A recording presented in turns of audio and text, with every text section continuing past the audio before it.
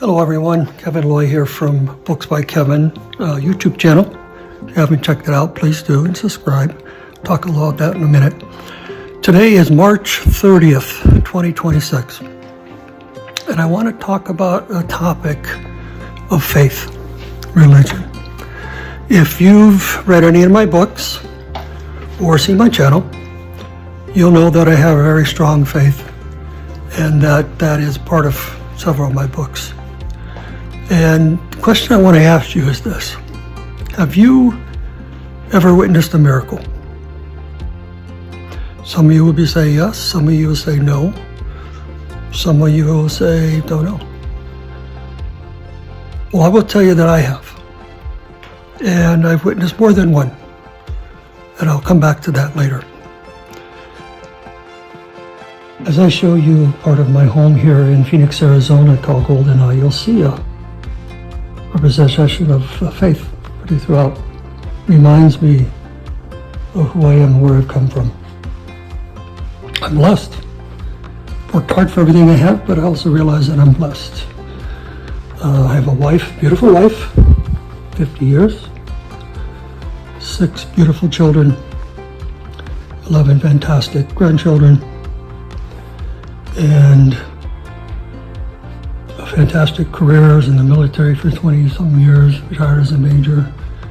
And I have this Books by Kevin YouTube channel, which that in itself is a bit of a miracle. I actually started the channel, really started going October of 2025, and here we are in March. And as you can see, there's over 6 million views, 330,000 subscribers. So that in itself just is, to me, a miracle. And as I pull up to my little cubby hole here where I do a lot of my writing, you'll see that I love writing. And if you've been in any of my books, my first one was Uncle Rick Stories. Wrote that several years ago about me telling stories to my children. And there's a religious theme there. And my most recent books are Salon 2-3, an international bestseller about my time in the military, based on true stories. Then after that, I had short stories and tall tales, and you'll notice the theme there, the Guardian Angels, and I'll quote from that here in a minute. And the book that just was released over the weekend, The Adventures of V and Mr. Z, kind of a fun children's book. But what I'd like to do next is give you some excerpts from some of my quotes in my books. Again, if you have read my books, you'll see that theme, but let me quote the quote from my novel, came out last year, Salon 2-3. You'll notice there is a religious theme in here. And if you just look at the chapters, it starts with Initium. There's a lot of Latin in here. It ends with Requiem. And probably my most fun or unique quote comes from page 133. And I'll read this, and you'll figure out real quickly kind of the situation here. Even if our last Mayday signal is not heard, we're overdue to contact Yokota, and they knew that we had an in-flight emergency. By now, they should have launched search and rescue. We all need to stay tied to the life raft in case we get thrown overboard. Once the aircraft sinks enough, we will have to cut our ropes and keep from being pulled down. As he finished, Dylan realized that he had been holding a medallion hanging around his neck. So look at my medallion here. Everyone was silent for several minutes before Dylan finally spoke. This aircraft will be Reggie Moore's final resting place, and possibly Troy Lessick. He looked down at the body of Randall McGuire and added, "Hopefully, we make it home with the big man."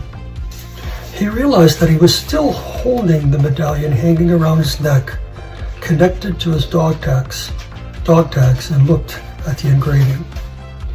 He thought of how Katie must be going through hell by now. On one side it read, "A penny for your thoughts. You're kidding. I do." On the other side there was an engraved cross. I'd like to say a few words for them in their souls. Is that okay? Both John and Ted nodded with approval and bowed their heads. I don't remember what they all mean, but I learned the Latin version when I was an altar boy. Hopefully I pronounce it right.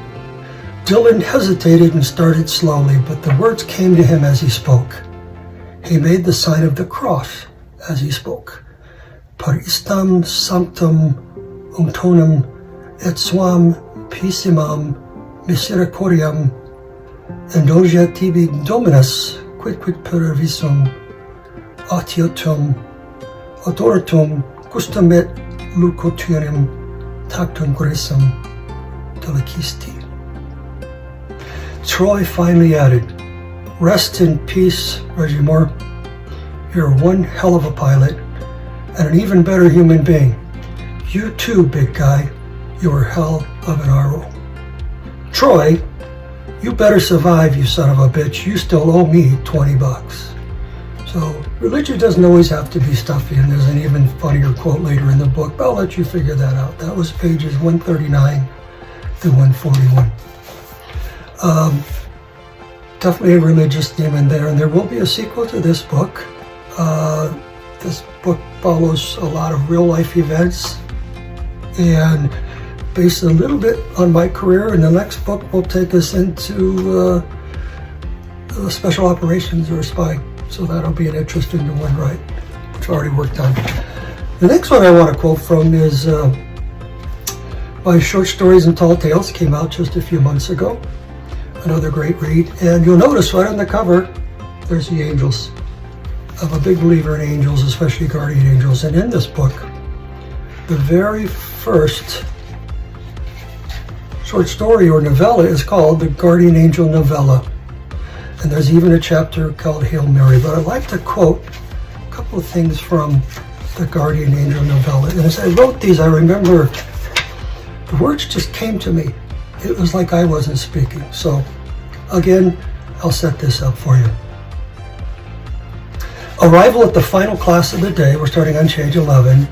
We entered an auditorium. It was a huge, ornate room with the stage draped in velvet curtains. Once seated, the curtains opened and the house lights dimmed. It was now pitch black except for a small but bright spotlight in the center of the stage. Angelic music swelled and the spotlight grew larger and brighter, revealing a tall woman. She wore beautiful blue robes that moved as if responding to the music. Her eyes were closed and her head was lowered as if in prayer. I looked at the others and they were mesmerized. Their eyes were fixed on her alone. It was different for me. I was completely comfortable and relaxed. When she opened her eyes and raised her head to look at us, she smiled. It was a comforting smile, like a mother gives a child, and to let them know everything was all right. Then she spoke. Not all angels are guardian angels. Yet some mortals are chosen to be. Guardian angels protect human souls from the Prince of Darkness. It is not an easy task, and it will not always bring you happiness.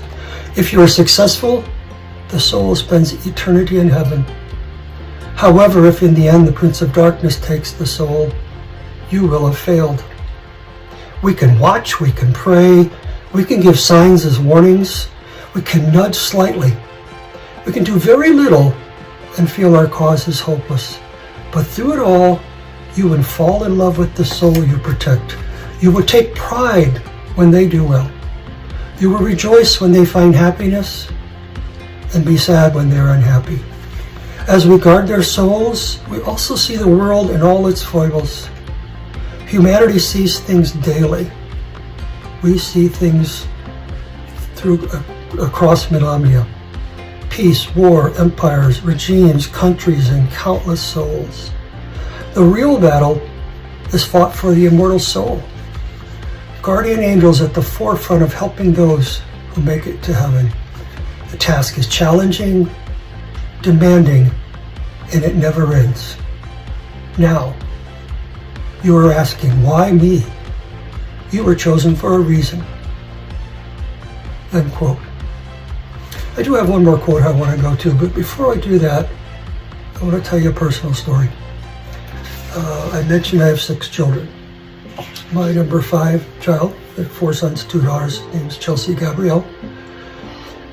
When she was 6 weeks old, my wife and I and the 5 children at that point were stationed at Keesler Air Force Base in Biloxi, Mississippi. I was a captain, master navigator flying with the Hurricane Hunters, and if you read Swan Tree 3, you kind of play into that.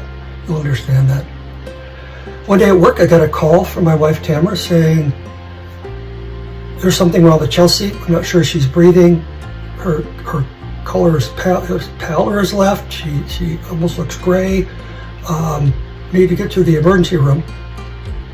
And I said, I'll be home right away. And of course, we called emergency services, but this is a small military base. I actually got home quicker and picked her up and the child while a friend watched the rest of the children and ran to the emergency room.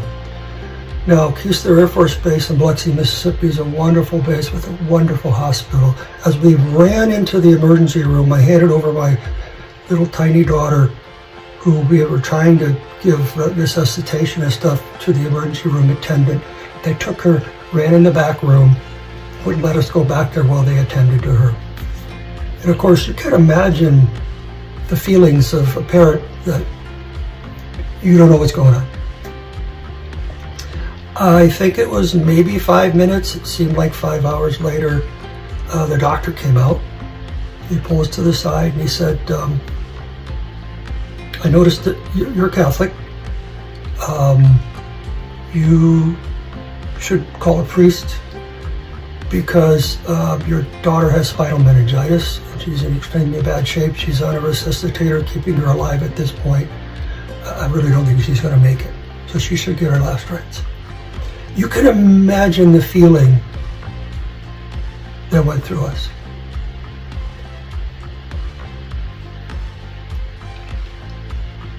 All we did for the rest of the night, and this was later in the day, is we did call our priest. He came. And we went to the little chapel in the hospital and prayed. About once an hour, one of the nurses would come in and give us an update, and every time they did, we were excited, what's happening, and we were actually also very afraid that it would be over. And I remember as the night went on, I kept thinking, she's hanging on, and maybe that's a good sign.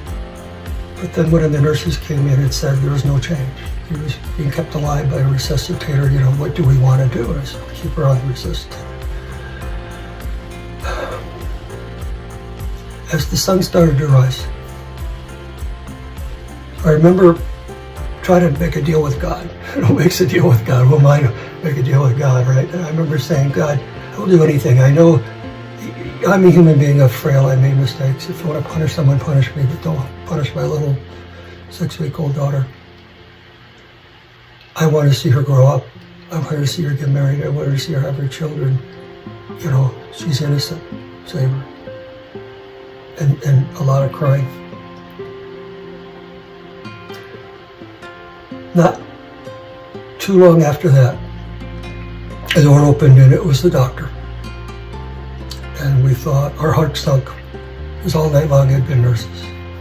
And as we saw the doctor, the first thought was, oh my God, she's gone. But he had a smile on his face.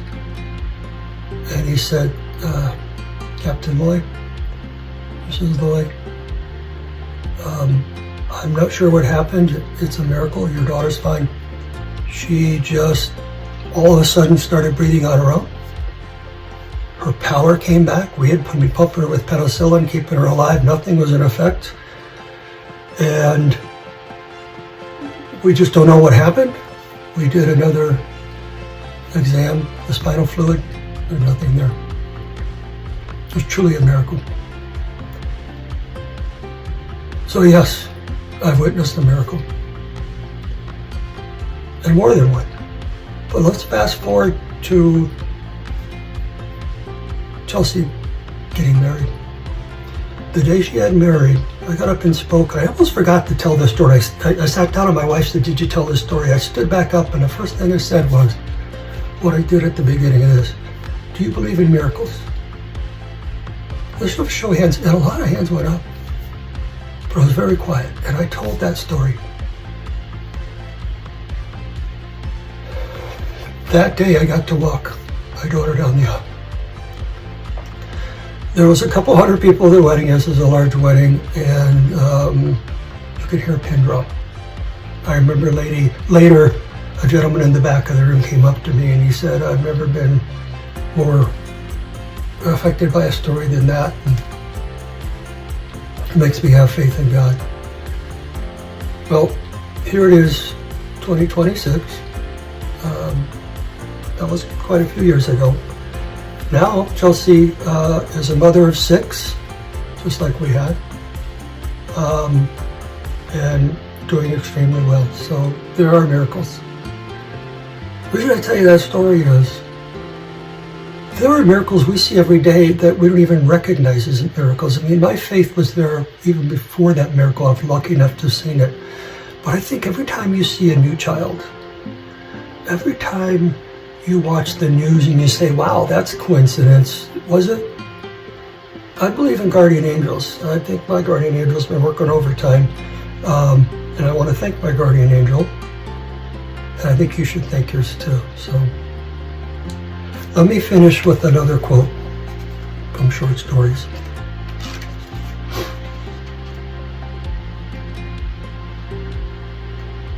Sorry, it's taking me a second to get to the right page because I don't want to cry.